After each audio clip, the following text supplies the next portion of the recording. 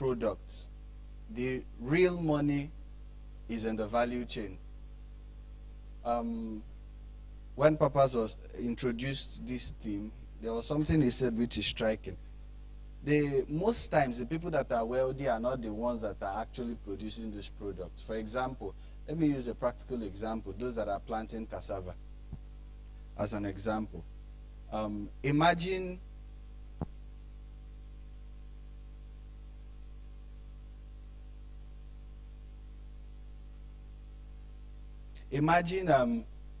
planting a cassava and someone comes, especially a lot of people do that, big buyers. They will come out and buy out everything. From a product like cassava, you can get many other things from it, right? Are we together? From cassava, you can get gari. From cassava, you can get fufu. From cassava, you can get, give me more examples. You can get flour, right? Cassava flour. From cassava, you can get there are many other things you can get. And that's actually where the money is. So, what is value chain? We are discussing understanding value chain. What is value chain? Very important.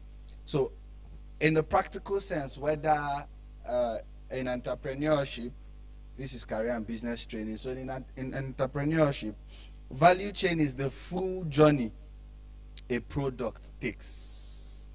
The full journey, the complete cycle of a product. So you find out that I believe that there is more to any raw material that you can find. There is more. From a single product, crude oil, you will not find only petroleum, right? The crude oil, there are lots of, I did biochemistry, so I know a little about crude oil. In various heats, various degree of burning, each one has its distillation time. The petrol, the diesel is based on temperature. At a certain temperature, one will come out. At a certain temperature, one will come out. Are we together? But from just one product, which is the crude oil. So when it is crude like that, it doesn't really give you the value. The aeroplane uses a kind of fuel that is amazing. It doesn't use the normal fuel, but it is produced from a raw material. Are we together? So the essence of this training is for you to look within. Look at your business. Look at what you want to do. And ask yourself, what is the value chain in that sector you are playing in? What is the value chain? I'll give some examples of some products and their value chain. So I said that value chain is the full journey that a product takes from raw material to the final consumer, where value and profit is added at each stage. So if you are just in product line, you would compete with others. There is high competition. But people that take the real money are people that play in the value chain sector. Are we together? People that play in the value chain sector. For example, you are into rice production. You will find out that the market for rice is very competitive. Very, very competitive. Yam too. There is Boko yam. If you go to Gariki, you will see Benue yam, right? You will see there is one from Boko. You will see Abakaliki yam. And everybody is trying to bring down price for his or her own price to be competitive so that you can buy. And you just buy. Imagine if they sell, who will give me a figure now, and how much they sell a trip. 1 ton of yam, let's say a trip of yam. Let's assume it's, let's say 300,000. I'm sure it's more than that, but let's assume 300,000. And another person is saying, okay, if you buy from the one that comes from Benue, it's 250,000. The major competition there is on the product. But imagine if you can produce something from that. You can add your own value to it. Take it higher, and they will pay you for it. I'll give you an example. Let me use fish as an example. A time I wanted to go into fish farm. I have a friend, Tosibe Farms, Tos Farms, and he rears catfish. He has about more than 3,000 fingerlings then. I was going to where his farm was, both of us. That was before I entered school. So that was what I was doing, and I wanted to enter there. There was something he does that I really like so much. Everybody is into fish farming. A lot of people. If you want to buy this point and kill now, there is everywhere. It's from people's farms. So the market is competitive. So there was something extra he added. And believe you me, he was selling out. In fact, he was telling me that he could not satisfy the demand that is in the market. Yeah. What was he doing? So he would rear he would allow the fish grow to 3 kg before maybe selling to, let's say, hotels that use for barbecue and the rest of them. Then the remaining ones, he will go and dry them. There's a place he normally dries them. You know, dry fish. What do we call it in Igbo? What do we call it in Igbo? It's not azumangala. Azuokbo, thank you. Dry fish. He will dry it. And you see people rush it. Do you know he went into packaging? You just package per kg. There's a way he packages it. Do you know that the demand, there was one of the days I was with him, and people were calling for the one he has not yet dried. He has finished selling the one that he has not yet dried at all. But had it been he stayed with just the fish in the pond, he will still just be sharing the market with every other person.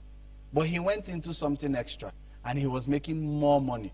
He told me that the money he made from drying the fish is more than the money he made from the normal fish, yes, that is in the pond, from drying the fish. Value chain, that's where the money is. That's where the money is. Especially, it's not limited to agro, but then more in the agro-based sector. You will see one particular product and you can produce multiple things from that product.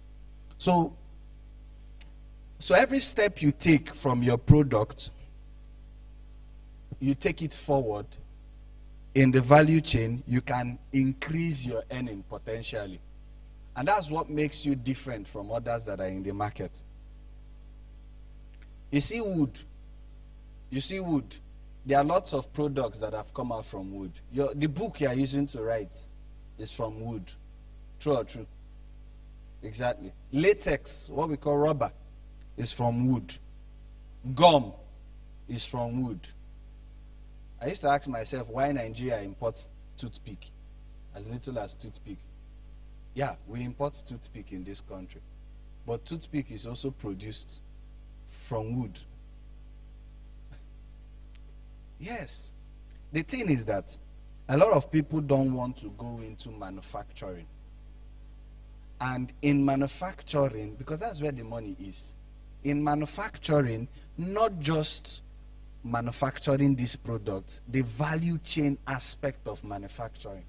You can bring out one product and turn it into multiple products from just one parent product. Just like we gave example from cassava. So those women in the village that bring out this cassava, they are just interested in how much they will get from the cassava. And you will see big manufacturers go there, buy out everything, bring it to their manufacturing plants. What are they doing with the cassava? They are producing other things. From that cassava flour is coming out. From that cassava, gari is coming out. The gari you and I, even both the white and the yellow gari that you and I are eating, is from a parent's compound. Are we together? So, value chain in every area where you are. Ask yourself this. What is the value chain in this product. And you have potential to earn, there is potential to earn more in that particular product. Now, let me use farming as an example. In farming, you have what we call the first process, which is the raw production. But that's not where the money is. You can take it further to processing. In value chain, there's also branding. There's also packaging. So, for example, cassava. When you are done planting your cassava, you take it through the processing, and it produces, you get gari from it. What else do? You package the gari. There are some supermarkets I walked into, a particular supermarket in New Haven, and I saw gari in bags, 1 kg, 2 kg, 3 kg, and the person that is doing that thing is supplying it in various supermarkets. He has created a value chain for himself or herself from one parent compound, cassava. So you are not limited to just the parent compound, because where the money is actually is in the value chain. Are we together? At this junction, I would like to invite Dr. Casey Richards to continue on this section.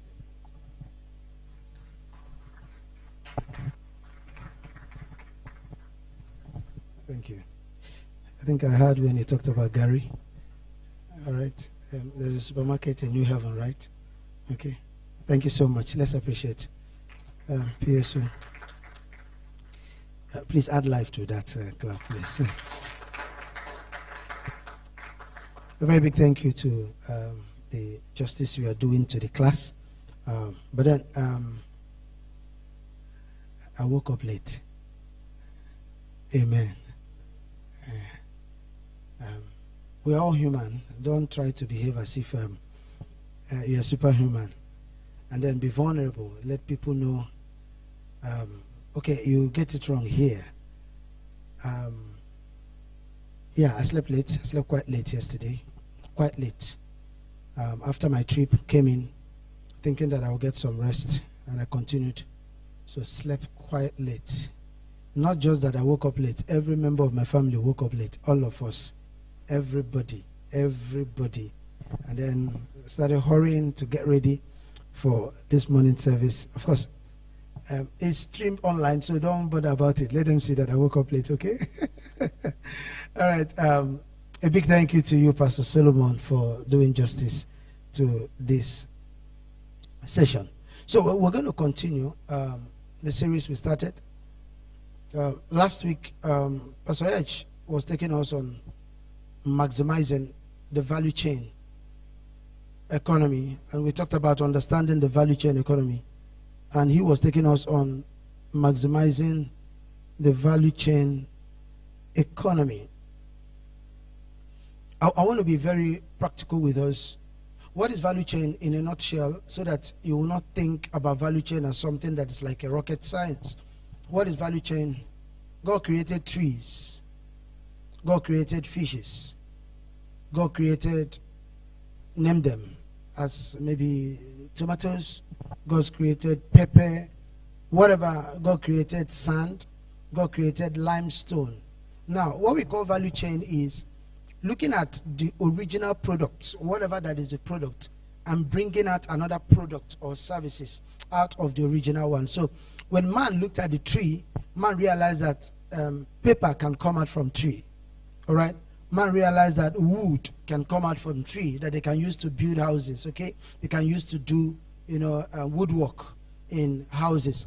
Man realized that currency can come out from trees, all right? And so many other things that can come out from tree. Man was just looking at the main product and extracting other product from the main product. That's what we call value chain. The ecosystem of a product is what we call value chain. And then, if you get to the ecosystem of every product, no product have gotten to its final state. No product. Mention that product. No product have gotten to its final state. So let's assume that man looked at sand, all right? Man realized that, okay, maybe limestone, for instance. Man looked at it and realized that we can get cement out of this thing. And a lot of things are still coming out. The sand we are looking at, things are still coming out. All right? If you look at the fish, there's what we call cod oil, cod liver oil. All right? You are not just looking at the end product. You are looking at the things in between that will benefit human beings. Now, value chain economy requires in-depth thinking. Value chain economy requires in-depth thinking. It's not something that you would just look at and just feel anything can come out of it. So it requires in-depth thinking. And number two, it's value chain economy requires divinity. It requires us as Christians to get back to God and pray about it. I didn't go through the conventional school. So because I didn't go through the conventional school, the end point of going to school is to be a lecturer if you want to be a teacher. Is to be a lecturer, to be a professor, to be maybe an associate prof or what have you. But I noticed that I love to teach.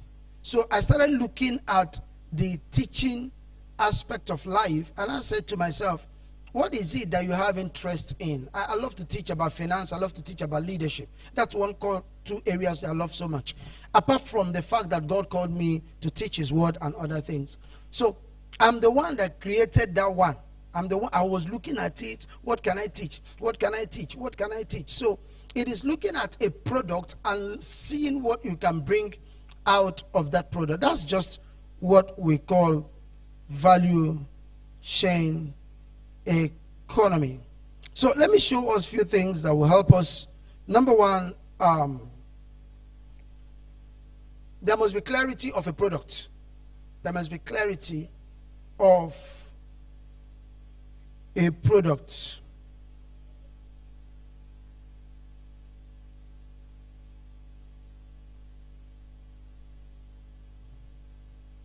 There must be clarity of a product. So what do you know about a particular product? What are the in-depth knowledge you have about that product? So it requires a bit of research. It requires a bit of study to understand more about the product. There are few people that I listen to when it comes to finance. I just want to know more. I just want to learn more. And there are also people I listen to when it comes to the subject of leadership. I want to know more. I want to find out which direction is this thing going to? What are the things that I need to understand that I'm yet to understand? So these are key things that you will actually use to know more about a product. All right. So let's take, for instance, people in tech, in science and technology. The things that they are not doing should always be what you are on the lookout for. So you pick up materials, you watch documentaries, you listen to trainings and teachings, and you ask yourself questions because you've gotten a deeper understanding of what they are doing. And then based on what they're doing, you now be looking at the value chain. For me is always the gap. The value chain for me is always the gap, what they are not doing. How can I bridge the gap and start doing it? The value chain for me is always the gap. I'm always on the lookout for the gap, on how to bridge the gap. So if for any reason there are things that is not being done, you start thinking, you start pondering, you start asking yourself, how can I be the source of bridging this gap? Okay? But the key word is clarity. You must have a deeper understanding of the product. You must have a deeper understanding of the product. Once a deeper understanding of the product is not there, it will be a little bit difficult for you to maximize the value chain. So last week, I just want to reiterate a little bit. Where is the real money in your sector? Where is the real money in your sector? When I say real money, where is the money flowing in your sector? There are sectors that the money is depreciating in the mainstream. And you realize that if you check the value chain, let me say for instance, if you come to the the food industry, the agro industry, when it comes to edibles, people are beginning to be aware that some things that we are eating, they are the major cause of cancer.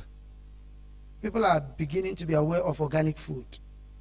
People, the sensitization might not be that strong, but there are people that are already maximizing it. People are keying into it. Now, taking people back to nature, taking people back to well-processed, not really chemically processed, naturally processed. So you realize that opening eatery, where people eat snacks and all those things, if you get something like natural food, set it up like an eatery. Set it up like an eatery, where they roast yam in a natural way, where they roast plantain in a natural way, where they do fresh a la carte, fresh vegetable. They prepare it fresh. You are eating it fresh that moment. Not that you give us 30 minutes, we prepare it fresh. You just watch us, we cut the vegetable, we cut the pepper, we put the okra, put fish, put everything. I tell you the truth, it will be selling faster. People want to live longer. People want to, the way I'm talking to you now, your mouth just they do somehow now. You're beginning to think of this okra soup and everything. All right. These days, people are going to where they will eat abacha. And you see them, they are taking palm wine with abacha. They sit down and they are moral. I didn't say you should go and drink to stupor. All right. I didn't say there's anything wrong with palm wine. I didn't say that. But it's just to let you know that know where money is going to in your sector. When logistics came in, you realize that P.O. box was dying. You understand? Mailboxes were dying. It was dropping. People are not looking for who will deliver things to them. People are looking for how to take the stress off their lives and let me get my goods at real time. If you say I'm going to get it in 2 days, I get it in 2 days. Even if I'm going to pay extra money. So that's why companies like logistics are thriving. Logistics are still coming up. Logistics have not finished. Logistics are still coming. Very soon I will start using serious power bike. Instead of 2 hours, you see the person said, I'll be there in 30 minutes. And by the time you see 3, 4 power bike, everybody will want to patronize them. The power bike might be expensive. It is now like they are using luxury to do delivery. All right? By the time you do vroom, vroom, and they park in front of your house, even when you are coming to take your goods, you feel good. It's no longer ta-ta-ta-tram, bam. You understand? They are starting it anyhow. No. So there are things that it's going to be evolving. So know where this thing is going, and you know, you strategically, position yourself to maximize it. Okay? But if you don't know where the money is going, you will not know how to create a brand. You will not know how to create a value chain. You will not know how to create a service. You will not even know how to create a product. Okay? So know where the money. Just look closely and ask yourself, in this area where I'm playing, where is the money going to? For instance, if you check people that are in the fashion industry, people that are playing in the fashion industry, there's a redefinition going on. Okay, the redefinition is Africans are proud of their clothes now. All right, beyond clothing, I'm not advertising him. Beyond clothing, started a T-shirt clothing line, and what is he doing with it? He's adding Ankara to it. That's what he's doing. He's using Ankara, do design. You know, he can do it like a cross. He can use Ankara for the collar. He can use Ankara for the band. He can use Ankara to do one design or to do pocket. Very beautiful, very classical, beautiful Ankara, not the ones that were run. So Africans are beginning to introduce the African flair into some things that we're doing. So I want to encourage us, think deeply. Anyone that cannot think cannot create wealth. Anyone that cannot think, especially in your sector, anyone that cannot think, you can't create wealth. You know, when I'm talking to people these days, they want to make wealth creation to look as though it's a complex thing. But over the years, or over the months since this year, I've been trying to study more. I realized that wealth creation is not complex. It's an amazing, simple thing. So simple. Ask someone that is very wealthy. They are not going to tell you complex things. They won't tell you complex things. I've been interfacing with them. But the only thing that lacks in this thing is the consistency. We are not disciplined and we are not consistent. It's not complex. There is nothing I've been able to interface with some of my mentors that are billionaires. There is nothing I've heard from them that is new. Nothing. Nothing. In all honesty. So man wants to make work look like as if I'm striving, I'm struggling, I'm working, I'm doing this. It is too simple. It is very simple. Very simple. But it requires consistency. It requires discipline. And it requires adequate input. So think of where the resources were and know how to bridge the gap. I remember I was discussing with one of my mentors. He told me, he said that he noticed that in his sector, what was missing there was credibility, integrity in his sector. He was in the automobile sector, talking about Dr. Cosmos Maduka. He said he was in the automobile sector. People come, people add money, drivers comes, they buy motor parts. They said, this motor part is maybe 50,000 naira, but please do a receipt for me of 80,000 naira. You understand? I'll give you 10, I'll take 20. He said, I won't do it. He said, I won't do it. And he stood his ground because he saw the gap of integrity, saw the gap of credibility. And he started using credibility and integrity to build a brand for himself. And today, he said it in clear terms to me. He said, all the commercial banks, including CBN, knows that no bank gives me money on anything called collateral. And they give him money in multiples of billions. No collateral. He said, I am the collateral. I am the collateral. In Nigeria, he said, I am. So there is no amount of money that he's looking for that he cannot get within a space of maybe 1 week. There is no business he will see that he cannot do. That's just the gap. So you can create a chain, you can create a value chain with attitude. You can create a value chain with attitude. Let it be that this is it. If you're looking for high level integrity in business, let them look for it. Is lack of discipline. I've been teaching recently. I've been doing a little study. It's lack of, people are not disciplined. One, people are not committed to what they say they want to do. People are not disciplined. I just see it everywhere. Poor people are indisciplined people. Take it from me. Poor people are indisciplined people. Rich people are disciplined people. Do you know what? Every rich person has a routine of attitude, routine of character, routine of activities. You don't just do things randomly. You don't just do things randomly. You hear things like, by 5 o'clock, I'm already awake, or by 4 o'clock, I'm already awake. You call me from this time to this time, you can't get me because I'm busy. And everybody is calling you, you're getting, you don't have time for call. You don't have, there is no time they call you, don't pick call. There's no time they call you, you don't pick up. Nobody even know when you are busy. Everyone that is around me, that is close to me, knows that between the hours of 12 to 2, is on few occasions. He said, I know I will get him this time. He's awake now. If I want to have a deep conversation with him, even if he didn't pick, but I know I will get him.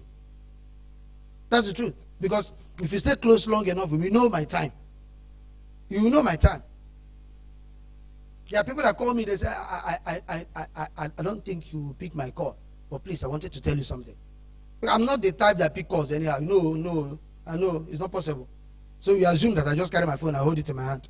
Just hello? No, I'm busy. I'm busy. Even if I'm not busy, my brain is busy. All right, we are no longer in the days where you miss call, you'll be running up and down. Miss call is not a sin. You can return the call at any time. So, let me show you something. I think that would be, when I wanted to introduce this maximizing this thing called value chain, I know Pastor Edge did a little intro. He touched a bit of something. Where he was teaching, I think he mentioned something about leveraging knowledge and innovation. Inside knowledge is not an end, there's another knowledge. If the media team can help me, let me show you something that will change your life forever. Romans 11:33. I just want to project the scripture, and then it will change your life forever. That was what changed my life.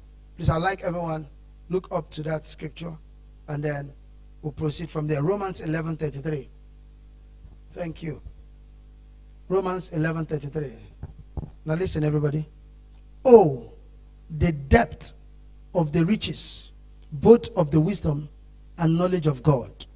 How unsearchable are his judgment and his ways past finding out. If I can get it in NLT or NIV so that we'll get a clearer picture, then I will explain.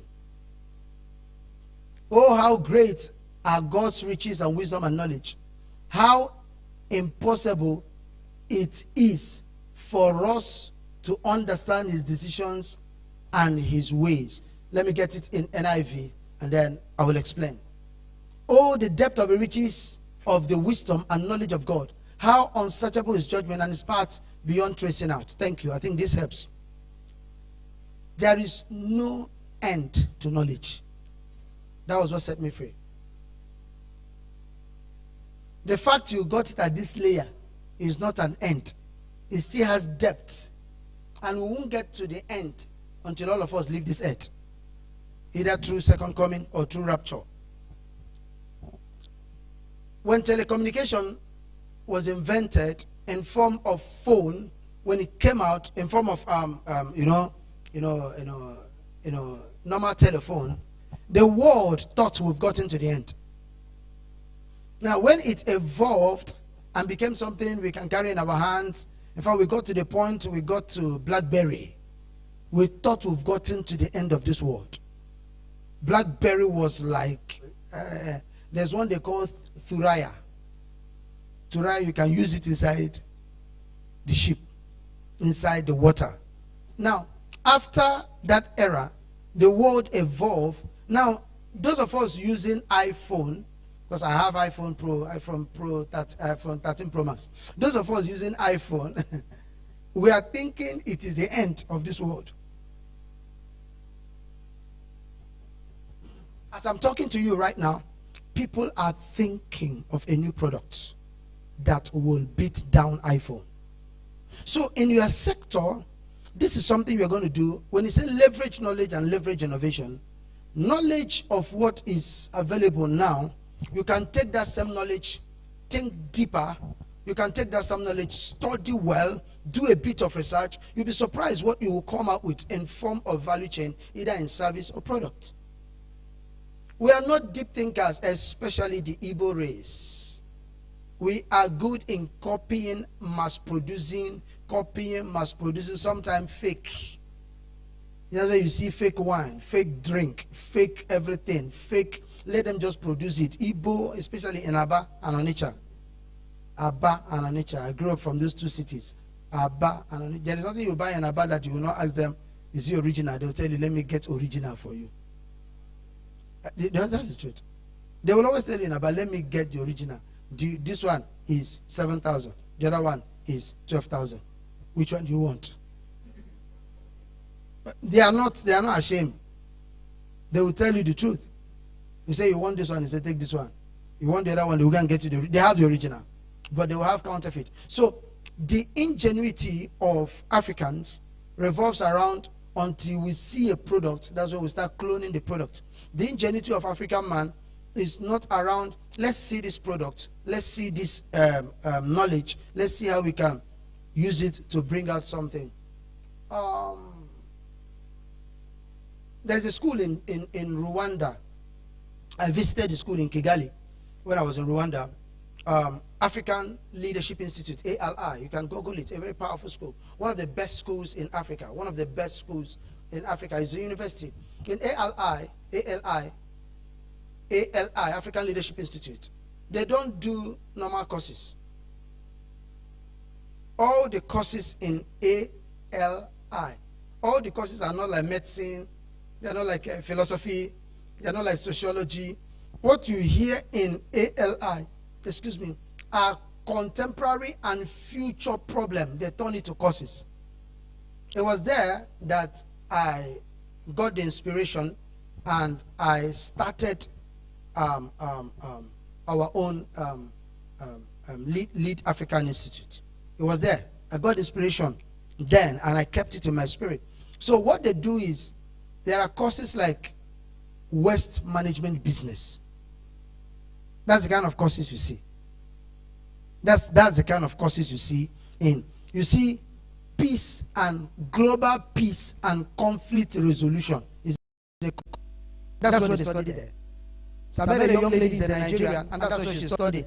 I was asking her, Marvelous is her name. I asked her on phone because she saw it online that I'm in Kigali. She said, sir, I saw it. I'm following you online. I'm a Nigerian, and I based in Enugu. I said, what? What are you doing here? I said, I'm a student. I got scholarship. This, that. Okay, we got talking, and she opened up to me and said, this is the cause that she wanted to come and see me. That's that. I said, okay, we are coming for a tour in your school. Part of the tour because we are going to a phone manufacturing company. There's a company that produces phone, real phone from beginning till the end in Kigali. So we wanted to go there. Actually, we went there. We went to another company that produces cars, powerful cars. We went to that company. So ALI is closed. I told her we are coming to their school. It's part of our tour. So she told me she's studying peace and global peace and conflict resolution. I said, what are you going to use it for? He said, they have projected that there will be many more conflict across nations. They've studied it and realized that the world is still going to have a lot of conflict. Now, the people that will be mediating are no longer people that are president of those nations. They are diplomats that are working in United Nations. So they will be sending them, and they will be mediating, negotiating, and trying to bring peace back to those nations at the global level. And then not to talk about states, communities, and within nations. So when she told me that, I said, wow, this is an innovative school. He said, yes, there is no course in ALI that is normal. Every course in ALI is futuristic. So you can take knowledge, you can take innovation, and see how you can bring something new out of it. So schools are in existence. For instance, our schools, our Nigerian universities, is still the same thing. It's still the same thing. We don't even have much of futuristic courses. It's still the same thing. It's still the same thing. It's a problem. So is there anything wrong if we set up a school and introduce fashion business technology? Is there anything wrong if we introduce food processing technology? Is there anything wrong if we introduce event management as a course? Is there anything wrong if we now go to school, you now say you are studying content monetization? Is there anything wrong with that?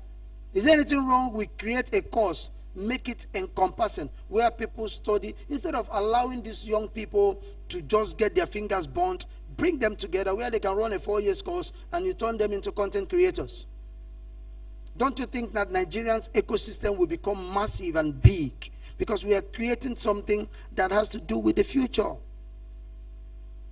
Is there anything wrong if we begin to look into the socio-economic activities and begin to bring out something that is not the norm? That's what we call value chain. Value chain is not a rocket science. Value chain is not a rocket science. It is looking at the main products and the main services and bringing out something within the ecosystem that will contribute, in a benefiting way to the society, and at the same time bring returns back to you. So leverage on knowledge and leverage on innovation. So value increases when knowledge is applied. I've said it before. Can people come to your restaurant and they want to eat okra soup? Can you tell them the health benefits of okra soup? And you print it out, keep it on the table, so that when somebody wants to eat, he will take the health benefit. Not that I like okra soup. No. What is okra soup going to do in your body? Can people come and say, I want to eat insala, and they go through the health benefit, and you tell them this is the pepper, this is the oil, this is this, then combination of these takes care of kidney stone? Can you let people know that it's not about sugary things, it's not about carbonated drink? Can you let people know that there is bitter leaf juice? Can you let people know that there is bitter leaf juice? There is what's the name? Scent leaf juice.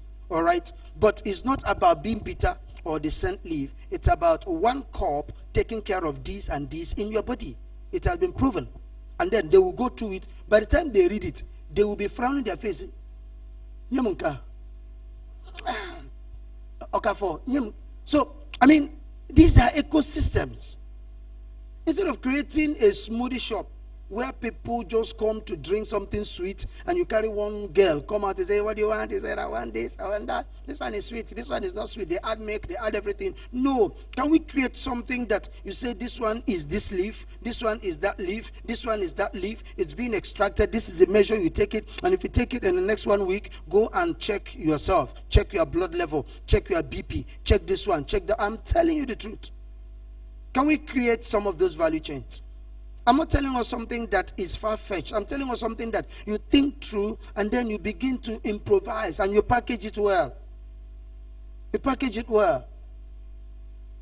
We like sweet things, but at the same time, we want to stay long. We want to live long. My aunt is a nurse, and some time ago, my aunt heard that my mom had BP. And I didn't know my aunt has gone to do a course on alternative medicine that has to do with, herbs, alternative medicine. And my aunt called and told my mom she should get this leaf, get that leaf, put it together, chew it every morning. By the time she chew it for like 3 days or thereabout, high blood pressure will disappear. I don't know the name of the leaf. My mother did that. Till today, no crisis. No high blood pressure. I've not heard I'm taking this drug. I'm not taking. I'm being real with us. I'm being real with us. So, instead of these are value chains that we can look into. All right. So we can actually bring out something. So get knowledge. Get detailed knowledge. All right. Get detailed knowledge. Value increases when knowledge is applied. The next thing that will help in this value chain economy is packaging is overused word in this part of the world. Packaging is overused word in this part of the world. On Thursday or Friday, I can't remember. On Thursday, I ordered for a product. A woman that I've been buying something from, the best in this city when it comes to parfait. I love parfait, yogurt, and other things. So in it, the best in this city. So I ordered for it from Gulf. So they delivered it. So when I got to the office, service was going on that Thursday. So when I got to the office, I saw it. The same product. The same product. But if you see the pack that woman used to package this product, ask my children. I told them, keep it. Don't throw it away. They said, Daddy, can we trash it? Trash what? Trash what? Ladies and gentlemen, I've not been able to call her, but I promised to call her to tell her thank you for upgrade. Your product is classical. Your packaging is beautiful, but this upgrade is in another world. It is world class. I can tell you, I'll repeat it again, world class packaging. The way that woman packaged that product, the woman can take it to anywhere. I can boldly recommend it and say, give it to the governor like that. Deliver it to anybody. It will put you in a class. So, think packaging. Think packaging. Whatever you are offering, think packaging. One key thing that is helping one of us, who happens to be a very close friend in the house, that is the person of Nature First. Nature First is not as though her product is a little bit far from all this herbal medicine. What distinguished Nature First till now is her packaging. Her packaging is out of this world. So please, package very, very well. And of course, in the value chain economy, you must also learn how to create digital platform that will help you to push out your products.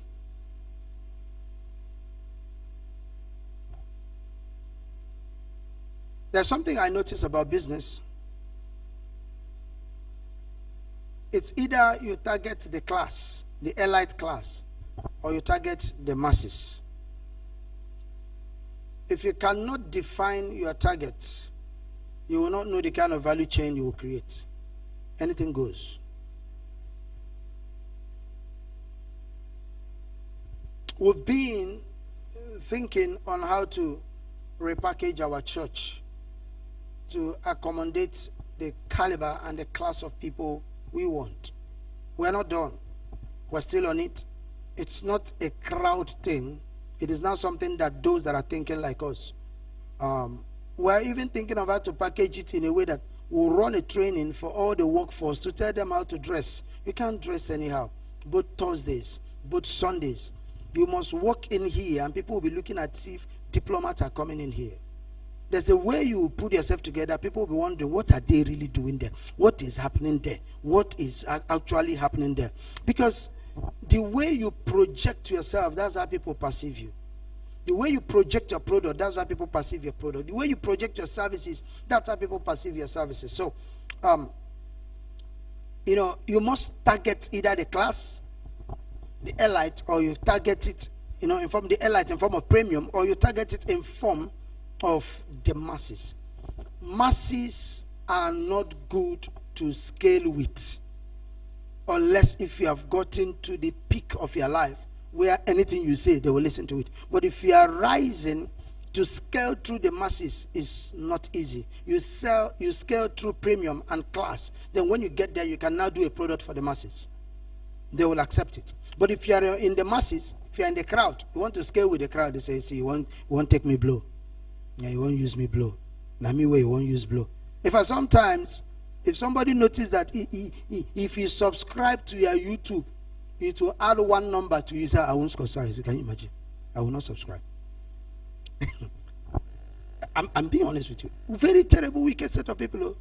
You won't blow before me. They will not.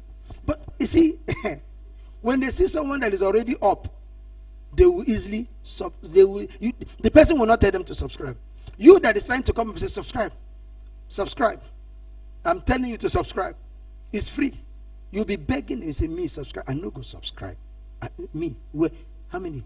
32,000 subscribers. So if I add one now to be 32,100 or 32,001, I no go subscribe. Has this? You understand what I'm trying to say? So you leverage on premium. What premium will do for you is that what you do with premium is that you put yourself in a way that when people perceive you, they perceive you in a class. God did something for us. When I was with Dr. Cosmos Madoka on Saturday, underline the word God. Underline the word God. We wanted to go to Lagos, and I wanted to go with our team here, one of us, to see him and then do some recordings. And we didn't plan to go with a gadget like that. We just wanted, okay, if we can go with our camera, maybe one, and go with phone to augment it. And when we got to Lagos, Mamas was the one that came to me and said, instead of going with the team here, we have somebody in Lagos. I said, who? He said, Azo. I said, oh my God. Azo is doing youth service there. Azo is working there. And we talked about it. That's one of us that is in the media department. So I called him. I said, why I called him was actually because he's in the media space. I wanted him to hire equipment than taking equipment from here. So the money for flight tickets and other things, it can be for that. So he told me, he said, sir, there's no point hiring. I worked in a media house, full media house. I said, what? He said, I work in a media house. All I need to do is to tell them that my mentor is coming and I'm going to use the gadget. This guy came for that session. He came with 5 bags, 5 big bags. Of course, he came with a boat or in-drive. I can't remember. He came with 5 big bags. They even helped him to carry the bags of gadget. In all honesty. When we were setting up, it took us from 10 a.m. or a few minutes past 10 to 11 o'clock, about 45 to 50 minutes to set up. To set up the camera, different angles, too many things, like so many things, So when we are done, when doctor came out, one of his aides came out to find out if we are done setting up. He said yes, that he can come downstairs. So when he came downstairs, he said to me, Casey, I love your excellence. That I say it's God. I say God. Underline the word God. God. Not that I planned it that way. He said, Casey, I like the excellence. He said, Your setup is like when CNN came to interview me. The setup. The setup. I'm telling you the truth. Now, if you love excellence, if you love packaging, God has a way of creating things that will also be aiding your packaging. All right? So desire excellence, desire good packaging, desire to leverage on knowledge to turn things that may seem ordinary to be extraordinary. I will stop so far. By next week, we will wrap up on what we have concerning value chain. But may I say this, please, ladies and gentlemen? All that I've been teaching, where you will get the in-depth knowledge of this training, is in the book, Cracking the Billionaire Code. The book is available. The mindset, the moves, and the money is still on sale. We still have many more copies. From chapter 9 to chapter 14. Chapter 9, chapter 10, 11, 12, 13, about 6 chapters. If you get that book and go through it, you will see how I was able to demystify the value chain of sectors. I was able to handle like 6, 7 sectors. Where I was talking about cracking the value code in a particular chapter, I touched it a little. But when you get to chapter 9, chapter 10 to chapter 14, you will see it. I touched the agro sector, I touched the logistics sector, I touched the educational sector, I touched the automobile sector, I touched different kinds of sectors, about 6 to 7 sectors, if I'm not mistaken. So if you get there, read that book if you have it. But if you don't have it, get a copy. All right? In fact, this morning, if just because of time, I was supposed to teach from chapter 11. I was supposed to carry the book. By next week, I'll do that. I was supposed to show us, you will see things. You will see value chain. I don't know how many of us that have read that book. Is there anyone that have read that book? Have you read it? Have you read it? Okay, you've read it. Did you guys see that? Okay. Now, you will see the way I was able to demystify, to break it down in a way that you can apply it. Listen, my dear friends, there is no rocket science in wealth creation. No rocket science. I tell you the truth. Stop using prayer to substitute your thinking. Stop using prayer to substitute your seeking of knowledge. Stop doing that. The place of prayer is the place of prayer. But there's a place of other things. Go and study about Abraham, which is part of the things we're going to be doing today in the second service. You'll be surprised that it was not prayer that made Abraham. Not one prayer, not one. All the secrets of Abraham. It wasn't prayer. So many people are going to church thinking that is in the place of prayer that God will help them to blow. No. There are things that you must do. Praise God. Let me stop so far. Let's rise up on our feet and quickly package our offerings. Let's package our offerings, please.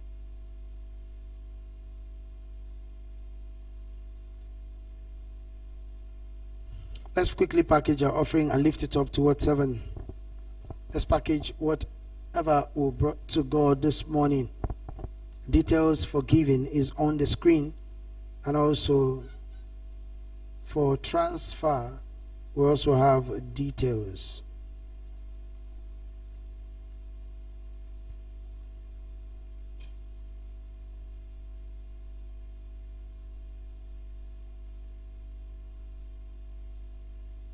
Lift it up towards heaven and give him praise. Just give him praise. Tell God thank you again. Tell him thank you. Glory be to your name. Father, we thank you for opportunity to give. Accept our seeds. Accept our offerings. Thank you, awesome Father. In Jesus' mighty name we pray. Please, if you have any testimony to share, meet the ushers. Let them document your testimonies. It's only testimonies that are documented that will be shared. Can somebody shout a bigger hallelujah?